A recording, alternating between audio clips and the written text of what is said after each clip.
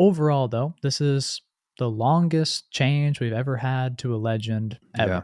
ever, and many people are thinking this might be a complete rework. But what do we think overall? I think that this is very complicated.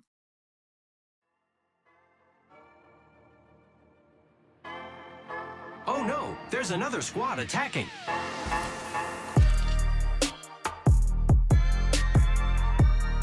Welcome to the third party, an Apex Legends podcast hosted by myself, Shay, and joined as always by my co-host, Henry. Henry, how's the day treating you? It's going really well. We got the day off work for launch. We're Yep. really excited and so much to go over.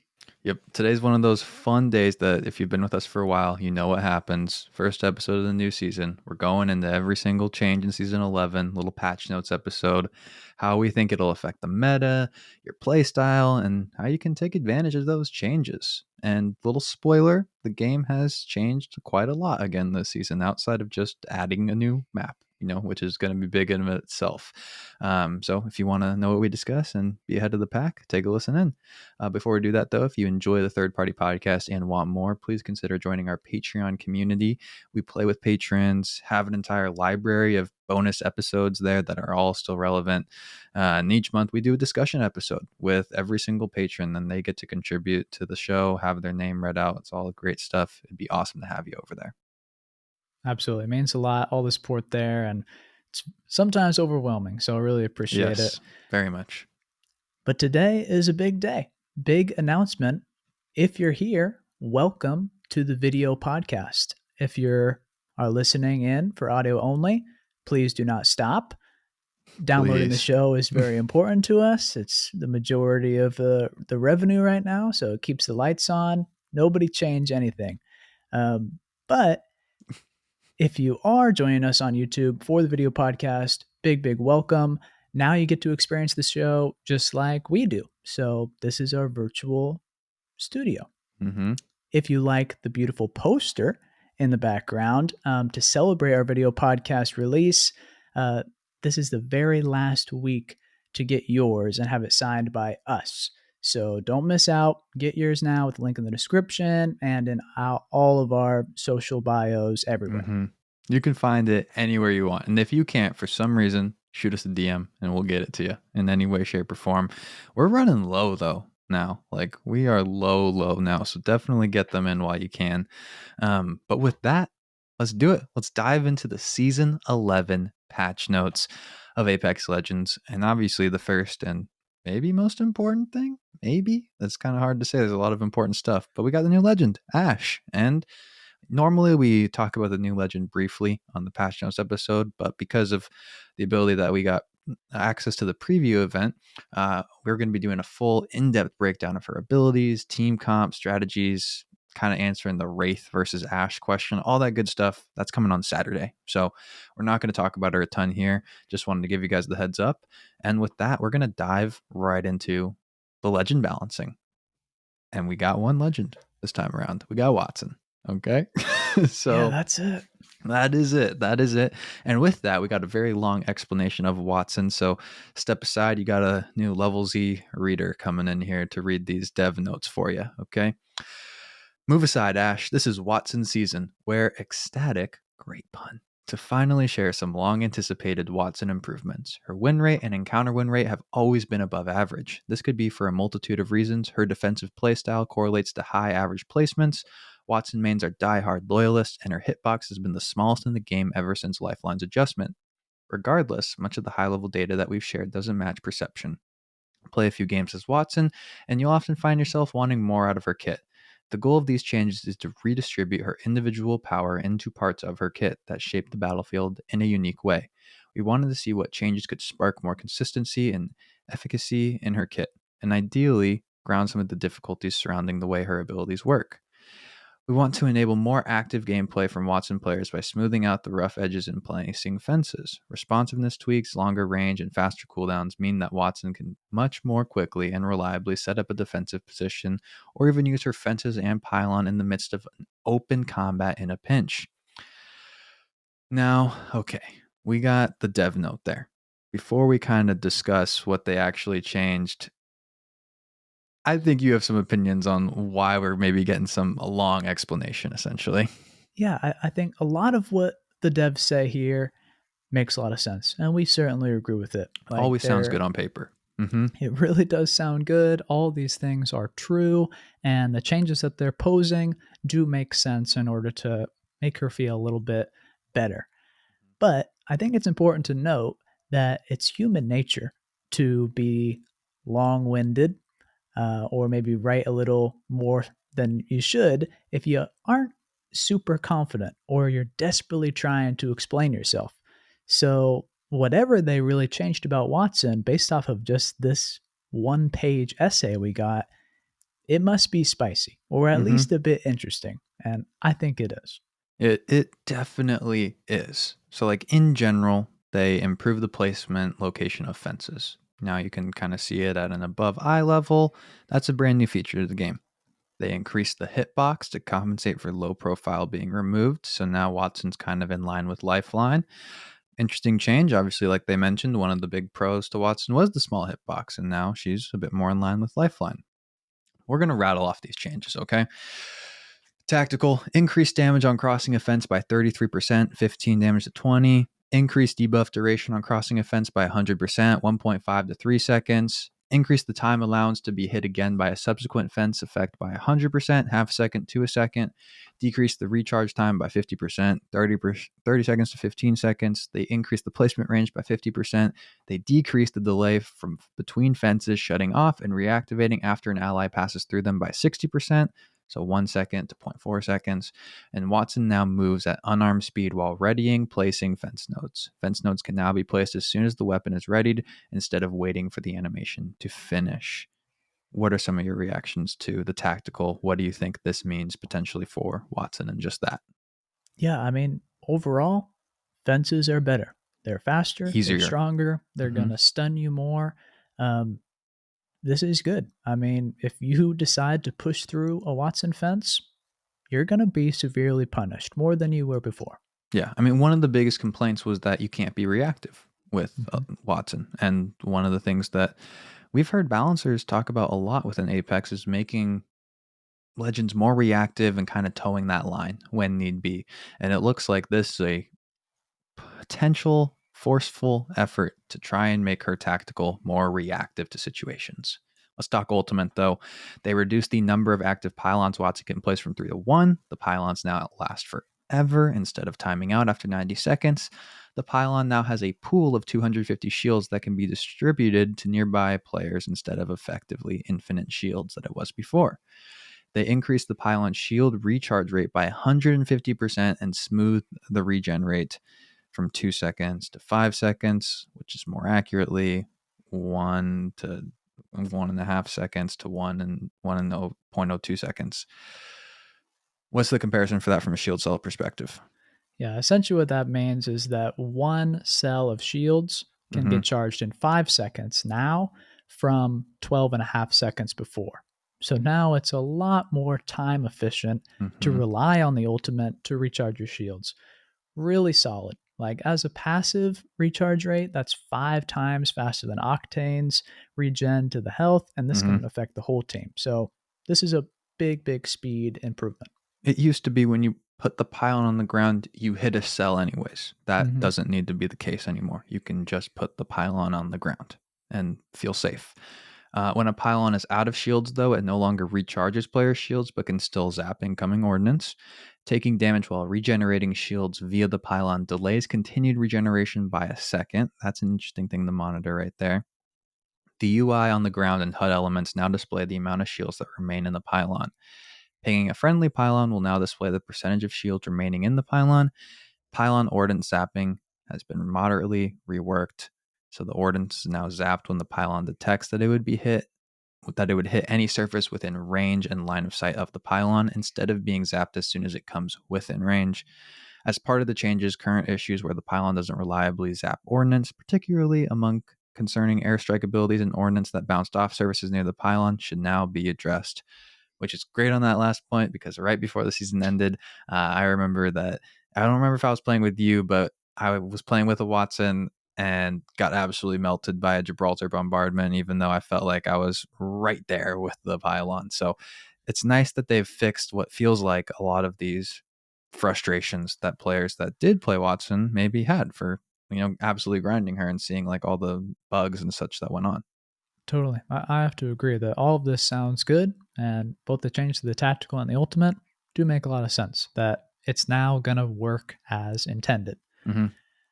Overall, though, this is the longest change we've ever had to a legend Yeah. ever, Hmm. and many people are thinking this might be a complete rework. Um, but what do we think overall? I think that this is very complicated, whether it's a Yes. buff or a rework. Did it need to be this complicated in order to give Wattson more power? Absolutely not. But there is a reason it's difficult to buff a legend like Wattson. The devs told us that they experimented with Wattson being able to use her ultimate on her back, so while on the move, Hmm. they didn't pursue that option. But overall, these changes are very good.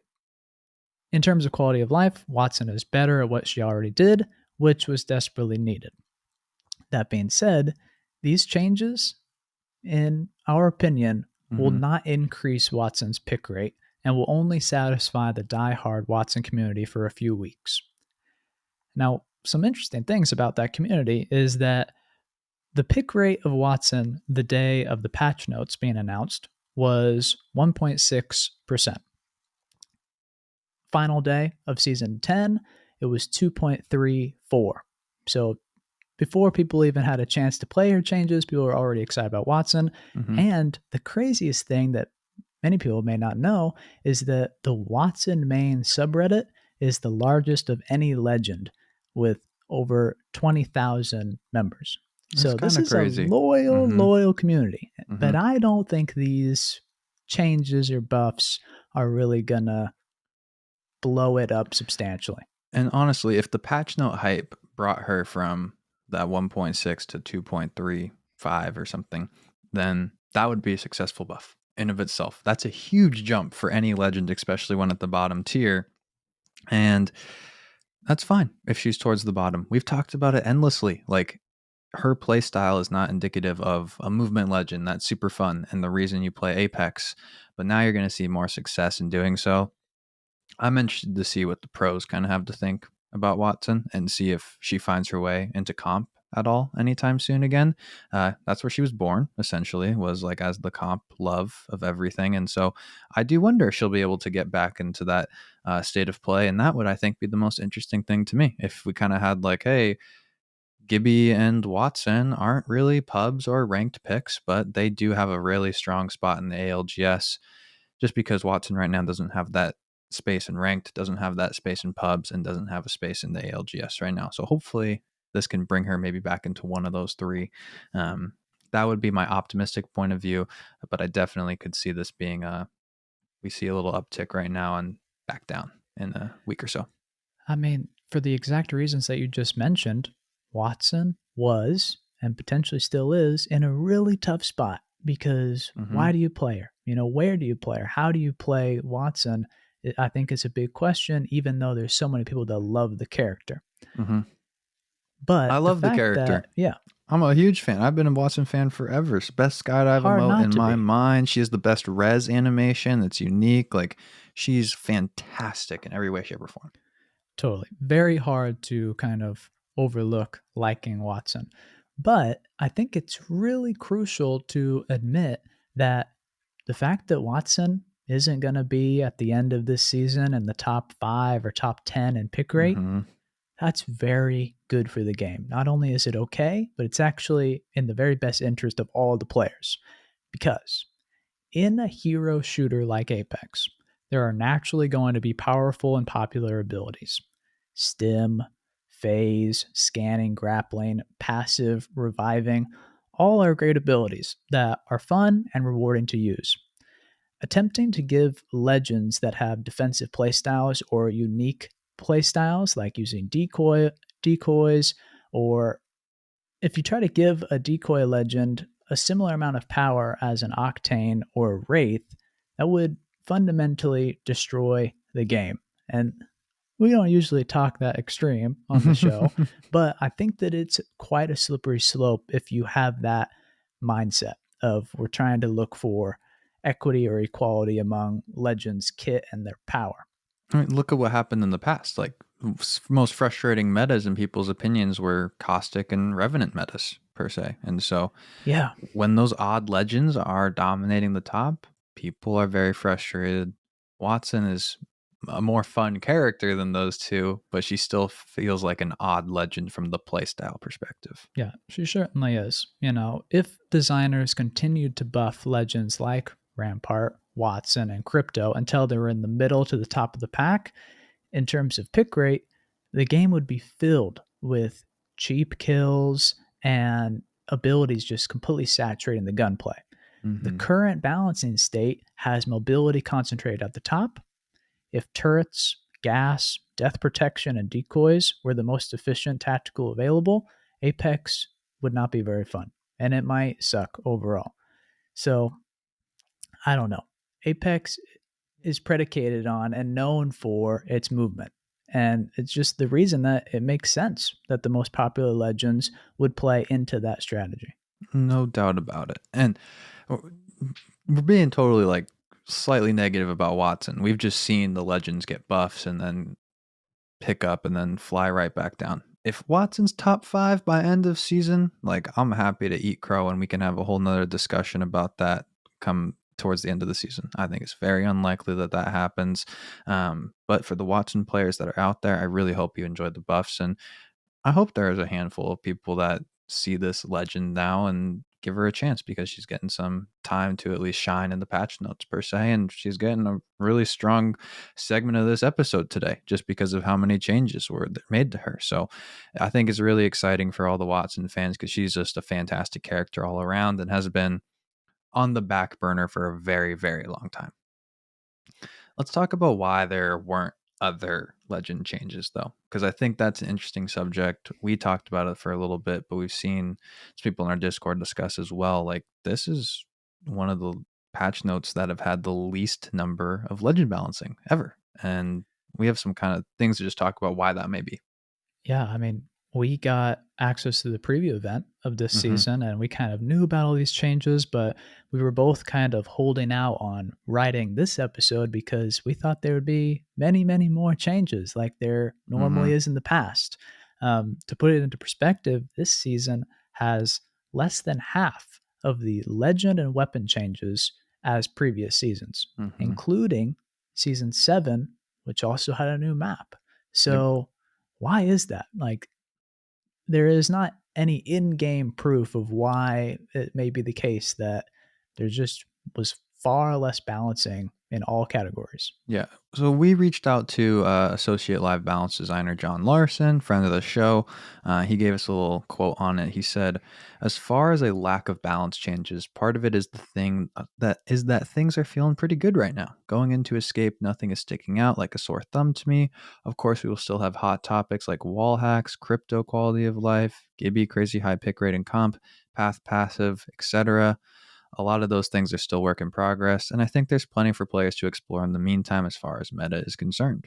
And that was what you told me at first. Like, you were slightly sad that, there weren't a ton of legend balancing changes, but optimistically, we're pretty balanced. Like, nobody feels incredibly overpowered right now. And honestly, Yeah, I have to agree with the dev here in terms of the state of the game is very good.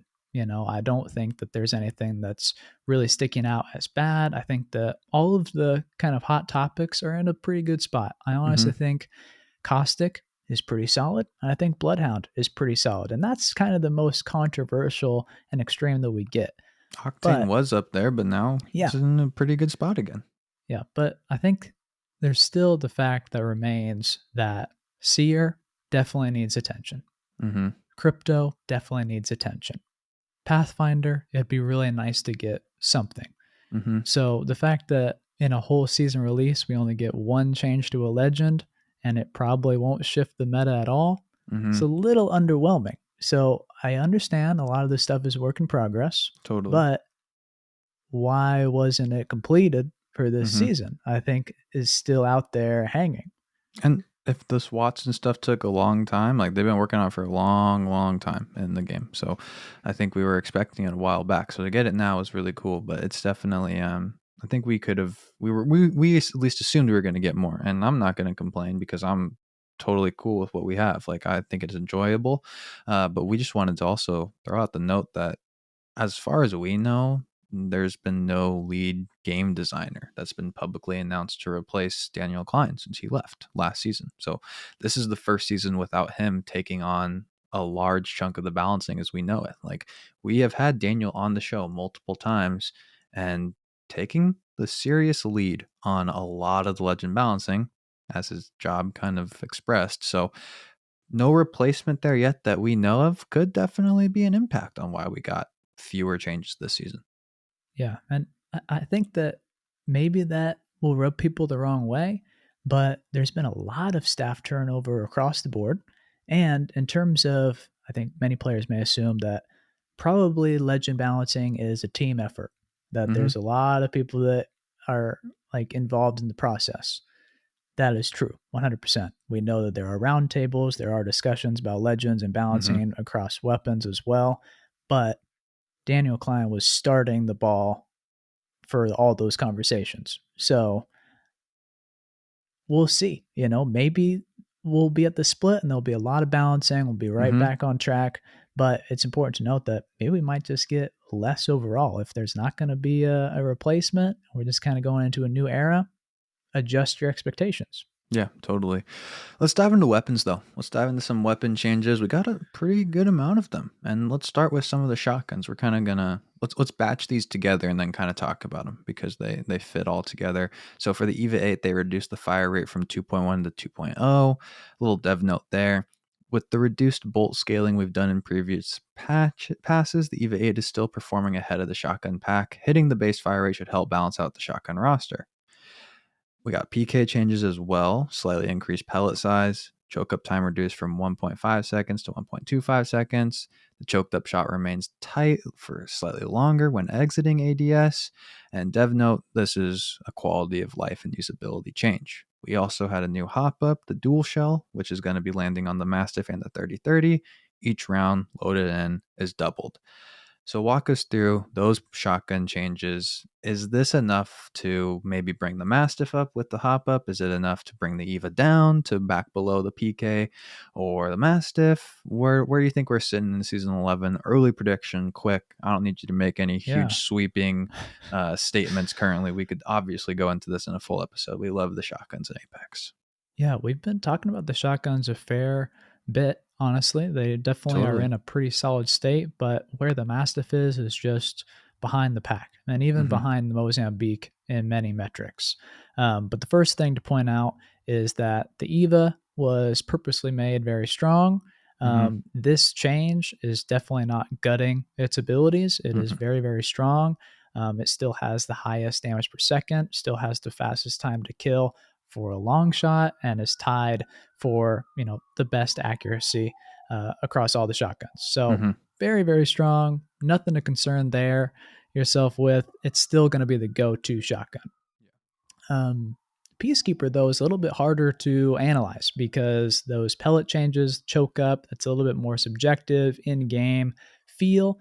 But in terms of just where it stands, it's pretty solid. It's in Hmm. the middle of the pack. It's not the strongest, not the weakest, but of course it's different. It has more range. It does hit harder.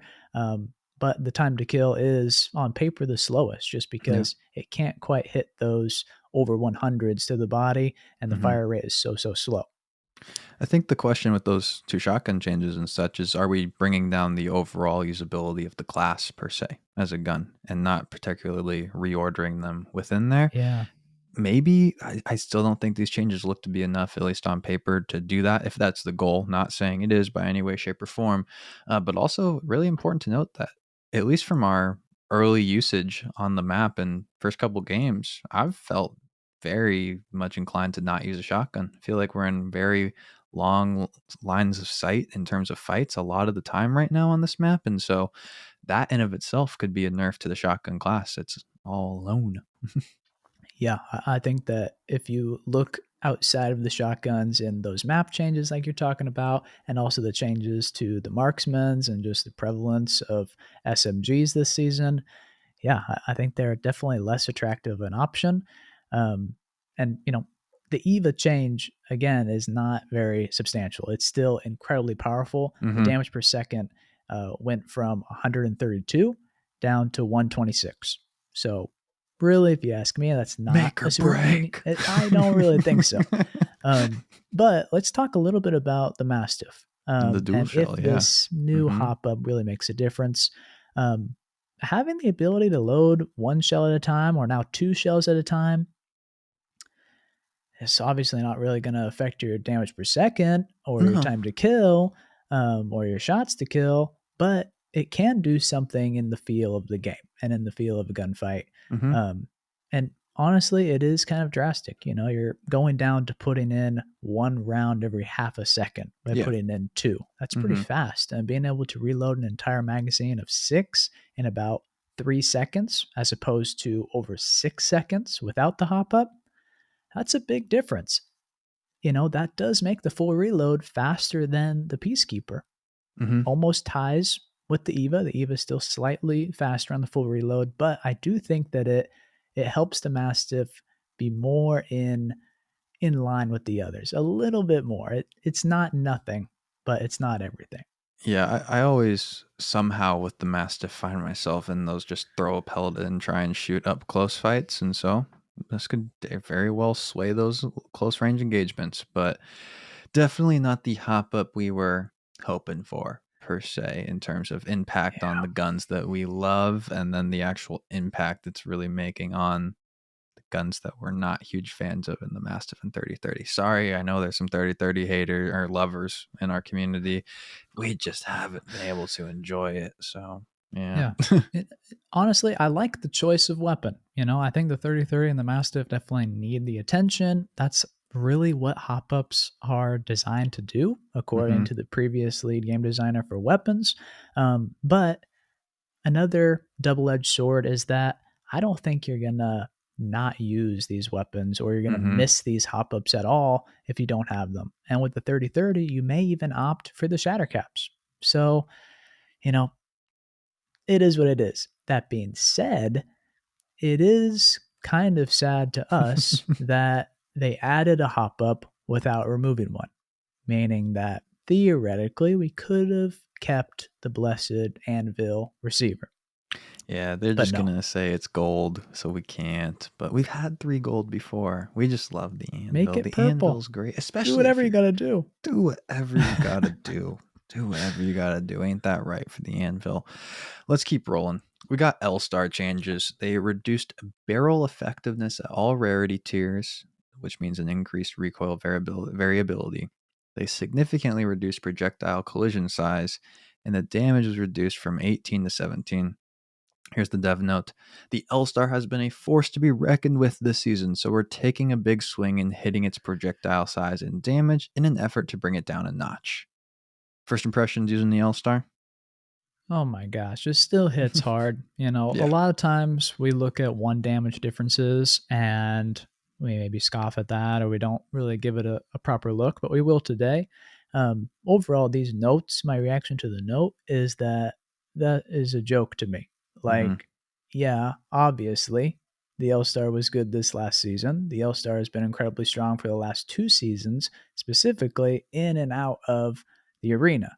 Mm-hmm. So even when players are crying out in the streets in season 8 with the L-Star meta in arenas, they then turned around and gave it a mega buff with barrel stabilizers, magazines, Mm-hmm. increasing the cooldown, like shots.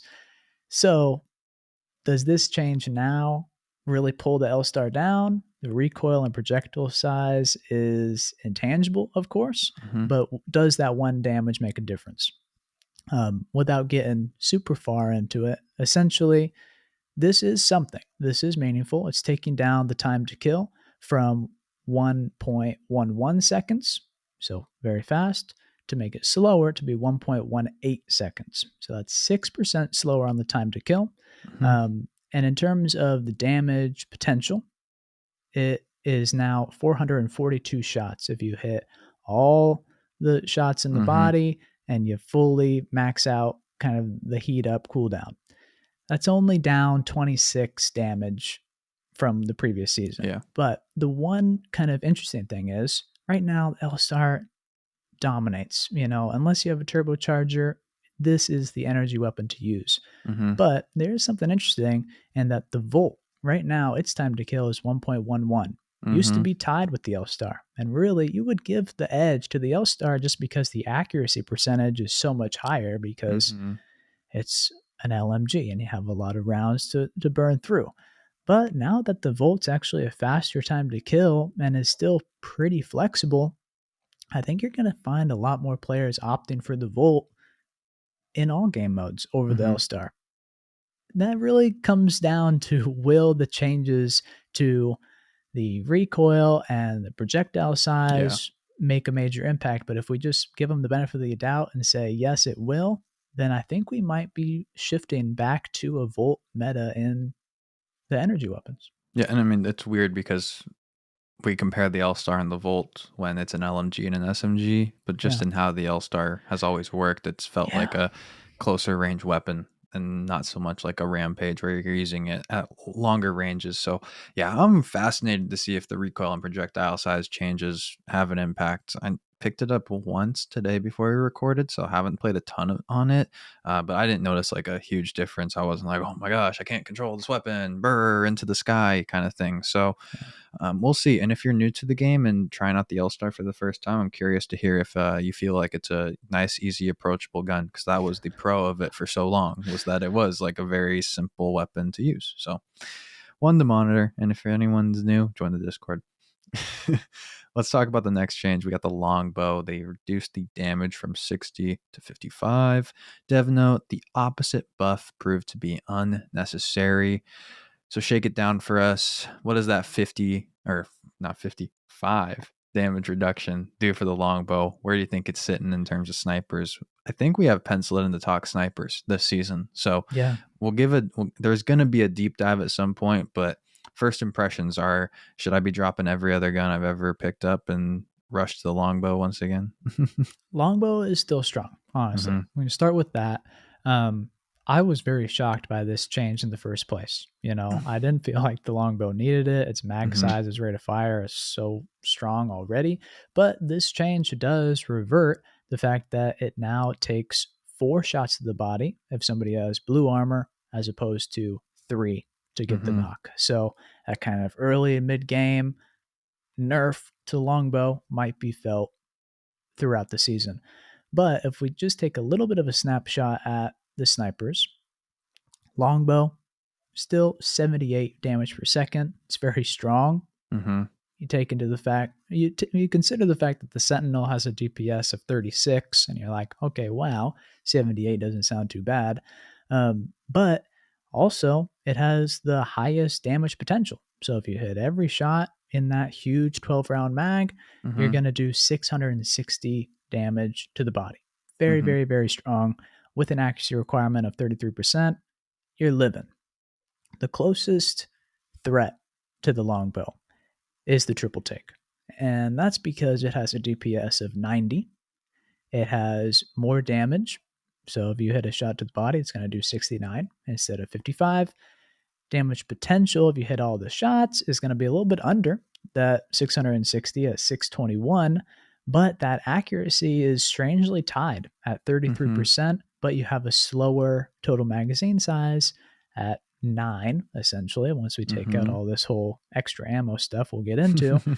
But you have to hit less shots. So kind of the percentage makes it balance out.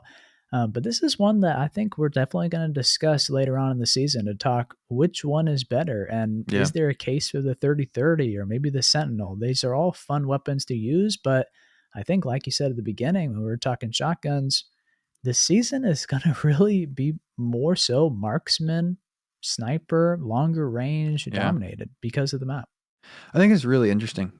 I think we go back and forth on the dev notes all the time on like which ones are providing value. I think they kind of just nailed it with this one, just saying the opposite buff proved to be unnecessary. Like Yeah. they gave it 5 damage, brought it to 60. There was no real purpose for doing so per se. It wasn't like a drastic change in either direction, and so they just reverted it, I guess. So maybe that's how we can look at it. Let's do it. Let's talk about it. The G7, it is getting packed in the care package. We had our moment of silence last week. Let's break down our baby, talk where she's at. So the damage was increased from 34 to 36, getting its care package buff, essentially. And the double tap was added to the G7 Scout. How are you feeling? This is you. This is the H7. I use the gun as much too, but it's your identity at this point with the podcast. So I know this one hits you really, really hard. Certainly nothing to celebrate over. These No. buffs to the care package. Forget that. It's just give it back to me. Yeah, seriously. I mean, let the countdown begin. It's been exactly 1 day since the G7 was in Apex Legends, so I eagerly await its return. Couple of things to kind of point out here is the fact that this is the first time since Season 6 that a weapon received a damage buff going into the care package, and that was the R99, which was a bit of a joke. This move of the G7 was completely uncalled for, and the reckoning that the triple take will have on the game is one that was sadly forgotten by, I think, the developers and the player base. It's going to be a rude awakening for all the folks that think it's a good switch between the G7 and the triple take. Yeah, the triple take is something else. Let's talk about it. It is back to pre-season 3 state and using energy ammo, but we have a little bit of a twist on how that works now. So the triple take now consumes 3 ammo per shot to reflect the triple element of the spread. Love that. The magazine size has been multiplied by 3 accordingly to keep the shots per mag the same as before. So base 18, white 21, blue 24, purple 27. The choke charge up time has been reduced to its pre-packed state of 1.1 seconds. That's from 0.8 seconds, so a 28% slower choke speed. The damage of a fully choked shot to the body is 69, 23 per spread. Oh my goodness. We warned people after we used the preview event that this gun is something else. I'm going to miss the G7. I will, but I am going to abuse the triple take for the time being. This gun is an absolute monster. It's the meta. We said it last week. We said that the triple take is going to be the marksman weapon in combo with the map like we've been talking about. This thing is an absolute monster in terms of up close, shotgun, long range, incredibly top tier marksman rifle. Like it's no The sound of the triple take is one of ultimate fear. It is unquestioned. I pretty much run from any triple take ever because it really doesn't take a whole lot of skill, and they're just not going to miss, and it's going to hit hard. The positive person would look at these patch notes and say, okay, they're changing around the ammo consumption. That's a little bit of a nerf. They're bringing down the choke speed. All right, it's going to be okay.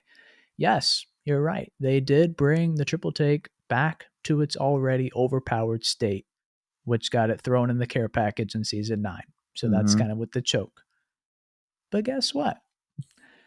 It's returning even stronger than it was. Because now the triple take is an energy marksman. Energy ammo is easier to loot late game than sniper ammo, and ADS movement speed is that of a marksman and not a sniper. So instead of having a 65% reduction in movement speed, it's only a 57.5% reduction. Therefore, more triple takes than before in Season 9, and they will be faster moving using shotgun strafe techniques. So in the end, join the triple take revolution or die to it. We must make the folks at Respawn beg us to have our G7 back. The G7 was by no means an oppressive weapon, in our opinion. Like not at all. we've been trying to get our community to use and abuse the G7 for how long? 8 seasons at this point? 20 months. 20 months, and we still had people telling us 30-30 is better. So G7 was in a pretty cool spot in that way. Triple take, like you mentioned, it's coming back in the state that it was forced to be put into the pack of because it was so powerful. So I think there's going to be some frustration. There's early signs of the frustration on Twitter, at least from what we've seen. We've been using the gun like crazy. I think the game played a joke on us our very first game. And then in today, we dropped and found 4 triple takes in a building. So that was something else on of its own. Yeah, join the revolution is correct. You're going to want to use this on this map and in general whenever you play. I'm already have bought it in arenas. Like, this gun's just a laser beam. It's easy to use. It's a monster, no doubt. Let's talk about some of the other changes to the loot. So, fully kitted gold weapons this season will be the Mastiff 3030, the R301, the car, and the longbow. I know you're really excited about the charge rifle being gone. Yeah. Thank you so much for removing the charge rifle. It had no place in this lineup. Yes, no doubt. I mean, there's a couple guns we're gonna miss. You and I were both fans of dropping caustic treatment and getting those flat lines and rampages. But dude, you said it earlier, but that lineup, longbow, car, R301, like car and R301 just on their own, that's gonna be a dangerous duo of gold weapons. Yeah, this is a solid rotation. I think Mm-hmm. maybe the best one we've ever had in terms of which fully kitted weapons we get. So that's a really good thing to look at, and we like to see that. Yeah, and in part with the hot zones. The increased amount of gold loot that spawns in the hot zones is going to also help us get these guns. It's what we've been asking for forever. Hmm. Yeah, I think that a lot of players just assume this is what a hot drop is, that a Mm-hmm. hot zone has gold items and gold guns.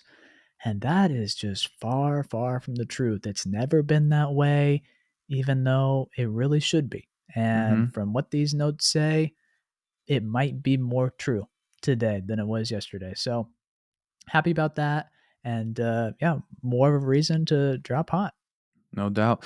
And then we got supply drop changes as well. Early game crate weapon rate was increased from 25% to 50%. Mid game crate weapon rate was increased from 50% to 75%. And late game crate weapon rate was increased from 75% to 100%. And Kraber spawns have been reduced to keep them in line with what they were previously. So we weren't just getting Kraber on Kraber on Kraber late game with these changes. This is one we were kind of like confused about in the preview event because someone thought they said that it was going to be 100% the entire game, and everyone was going up to care packages and being confused by not being able to grab weapons. But I don't know. We're both pretty excited for this one. Getting these weapons, at least it means that you'll be able to grab your G7 more often than not now. Yeah, maybe. You can't bank on it, but this is a really, really nice change. I'm happy with this. I think the care package exists to give you these good weapons. I think it's the whole point, Mm-hmm. and I think that now you'll be more confident in approaching them, knowing that you will get an alternator or a Spitfire or a Mm-hmm. G7 or a Kraber. Like that's a really, really powerful weapon that you definitely want to prioritize. And in part, it's frustrating to get armor. More so now than before because of some Hmm. crafting station changes. So I'll let you walk through those, but I think that those are another reason that this is such a great change to the supply crates. Yeah, I love these changes coming up. So the replicators got almost an overhaul this Yeah. season. So increased ammo from crafting across the board. If you're talking light, heavier energy, you're going from 20 rounds to 60 per A full crafting. stack. A full stack. Excellent. Mm-hmm. Love it.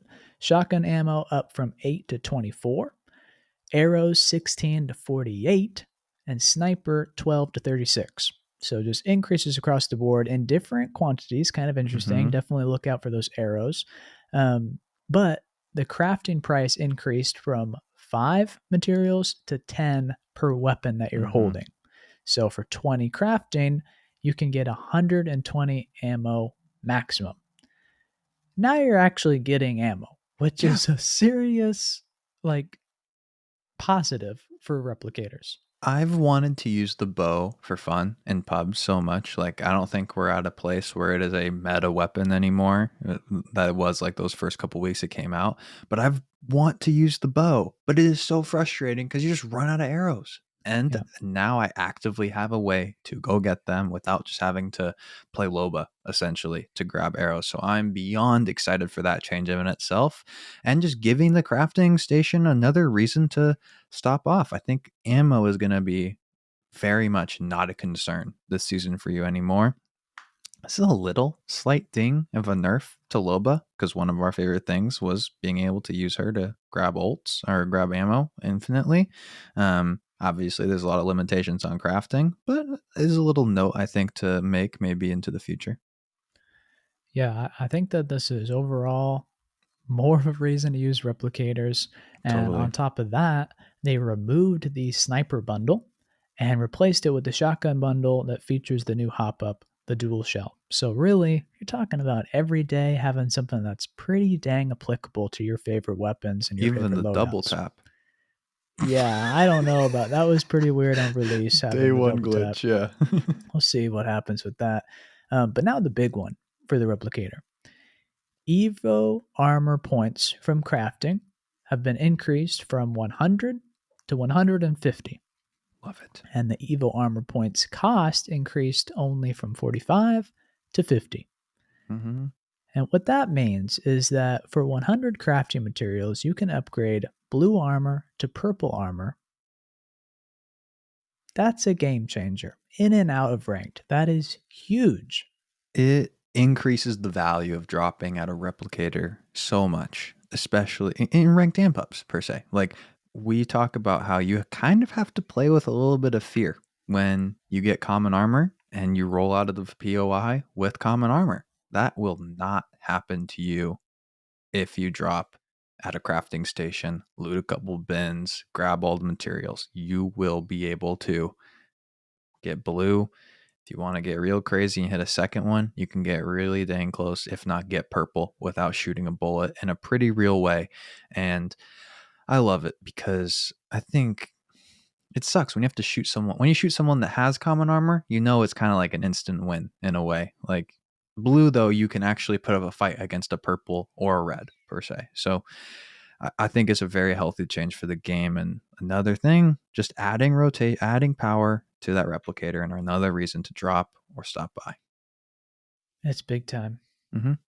And also, make sure you're on the watch out now for them as well, because more people will be using them to craft, and nothing hurts more than getting shot when you don't have your armor because you're waiting for it to be upgraded, essentially.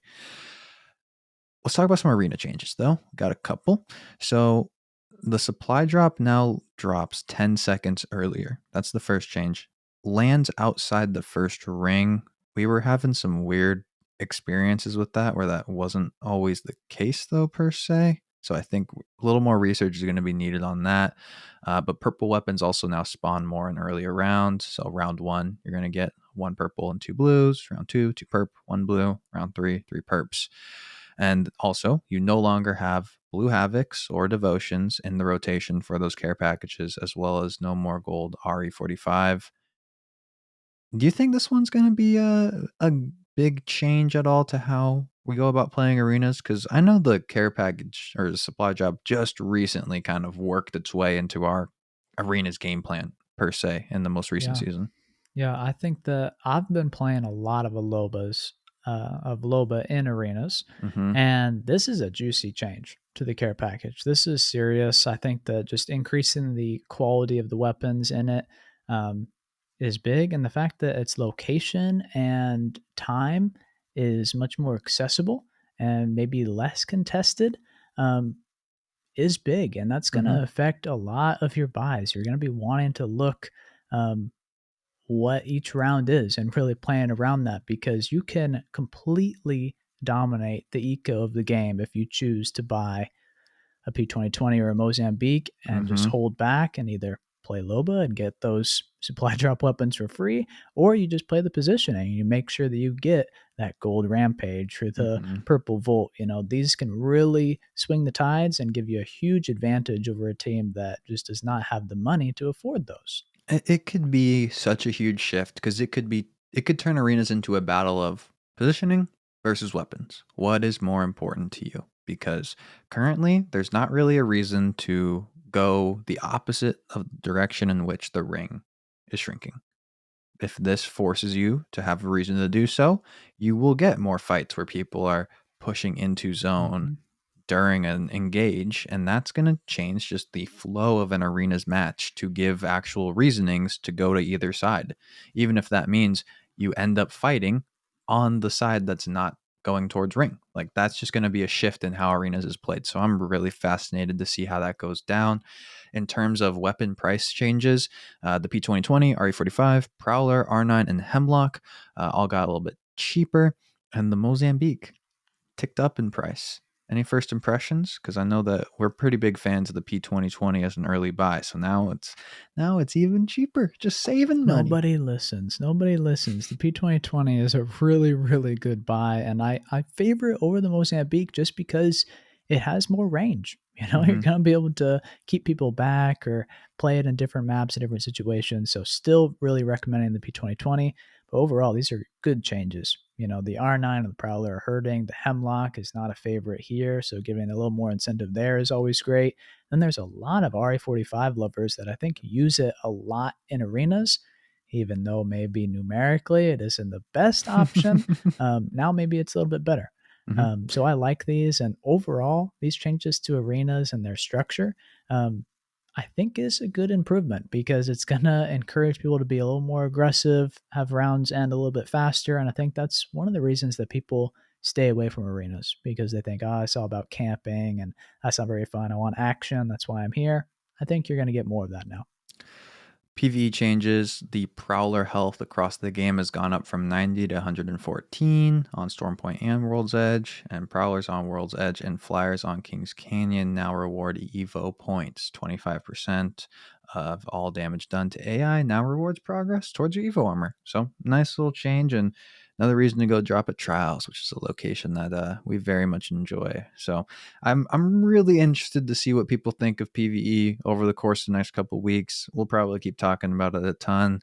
Anything you want to say though before we dive into rank changes? I personally, my first reactions are they did a good job, and there's a reason to play that part of the game. There's Mm-hmm. also the ability to ignore that part of the game. So I do want to hear what people have to say about it, and we'll probably circle back around on how they really pulled it off. Totally. Okay, so we got some rank changes. Pretty major, we think. Yet to be seen on how it actually affects people. It's a topic we're interested in, and if people are really passionate about, we may talk about it even more in depth later. But let's go through these changes. So, for the Battle Royale, here's the dev note. Skill in Apex can be evaluated in all sorts of ways. It's the amalgamation of gun skill, movement, positioning, awareness, legend mastery, and prevailing over everyone else as champion that separates the lowly bronze from Apex predators. With that in mind, we want to provide more flexibility and nuance to how players can express skill when RP gains are at stake. Before Escape, measurements have been simple and straightforward. We grant RP based on kill points and a placement multiplier. Now we're easing back on some RP restrictions to offer other routes to max out kill related RP in a match. So now killing a higher ranked player now grants players more RP. So if you kill someone of the same rank, 10 RP. That's the base. And then it goes up. If you kill someone one tier above you, 12. Two tiers above you, 15. Three tiers above you, 20. One tier below you, 8. Two tiers below you, 5. Three tiers below you, 3. Hopefully, in a perfect world, you are not playing against people 2 to 3 tiers lower than you, but a 1 tier difference is very reasonable, especially if you party up with someone where you're gold, they're plat. You feel a little bit better about it now. So I think that's very nice. The RP cap is going up from 150 to 175.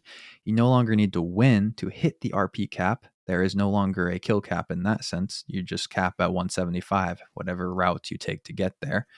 So, for example, 6 KP slash assist points, and at first place, that maxes out your total RP in a game, we believe.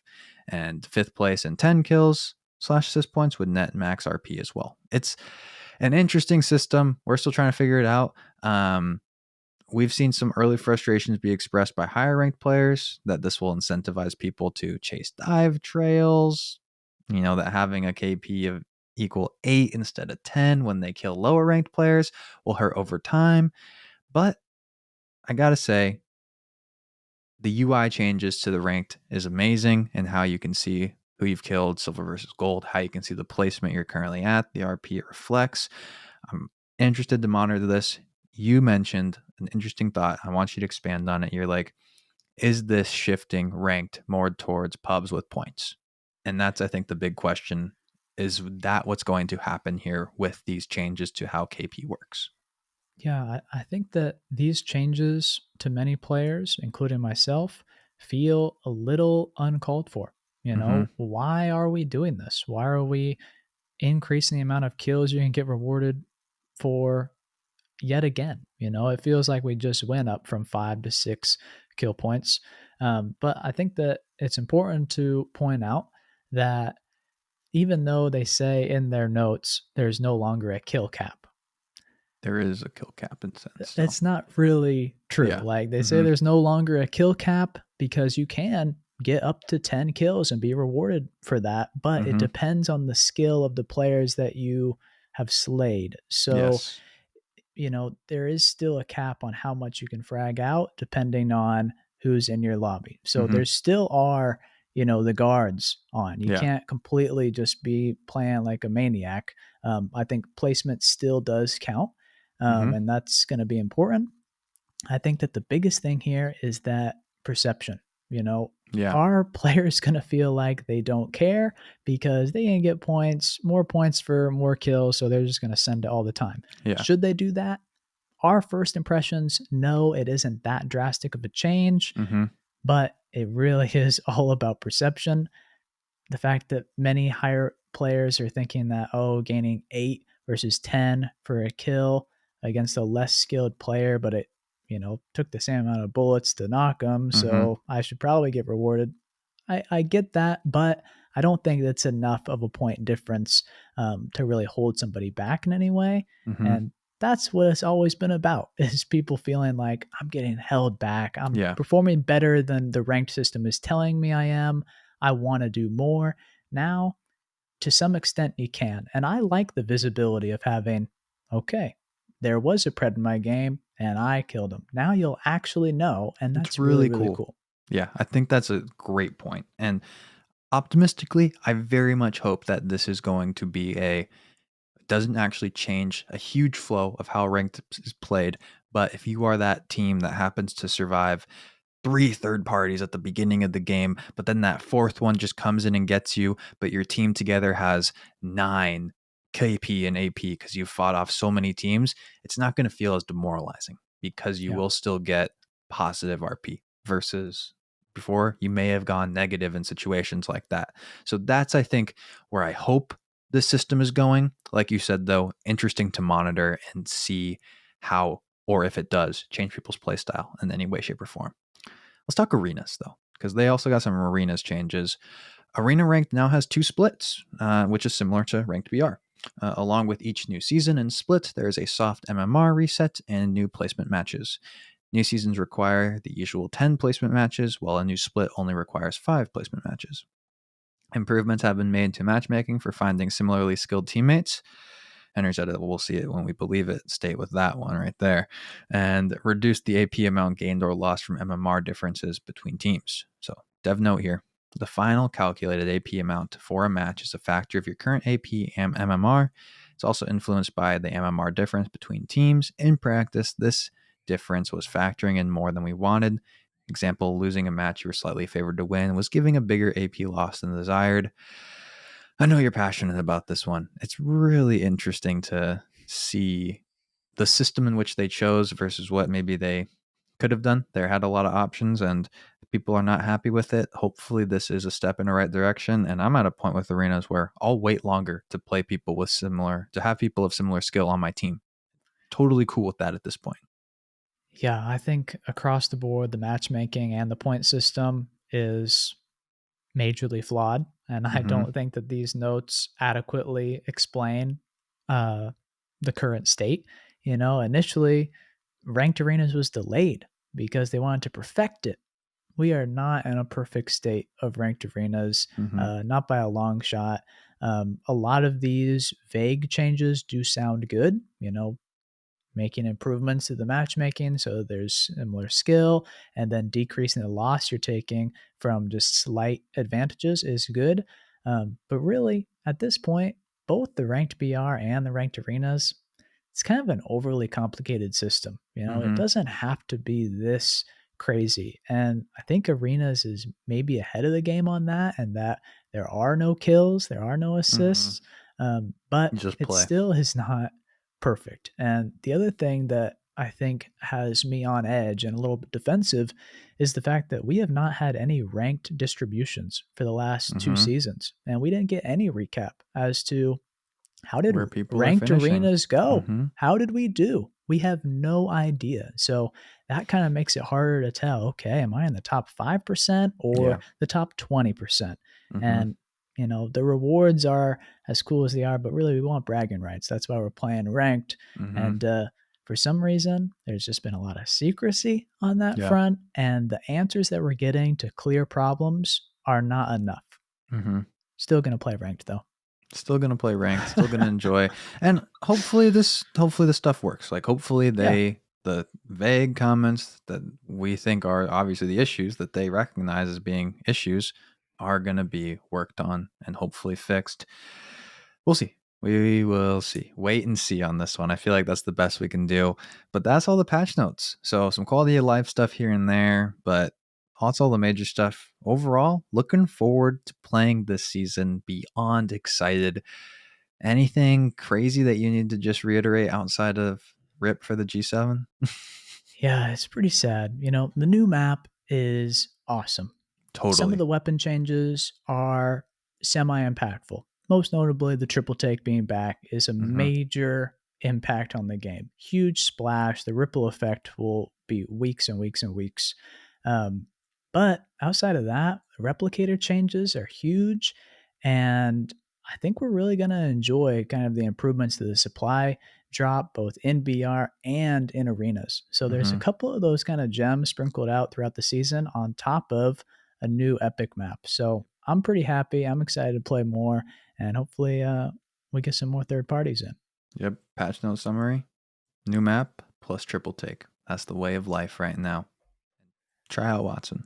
Just give her a little shot if you want to. Have some fun, maybe. See if it helps. But that's it. Thank you to our producer of the third party, Tane, who supports us on Patreon. Subscribe on Apple Pods, drop a follow on Spotify, leave a 5-star review with your question. We'll answer it on our next episode. Follow us on Instagram and Twitter at Third Party Pod, and check out the Discord via the link in the description. Thank you so much for listening to the Third Party Podcast. We will catch you next time. Peace. Hey now, another squad coming in. Boom! Whole squad down. Hey, brother, not today. Maybe tomorrow.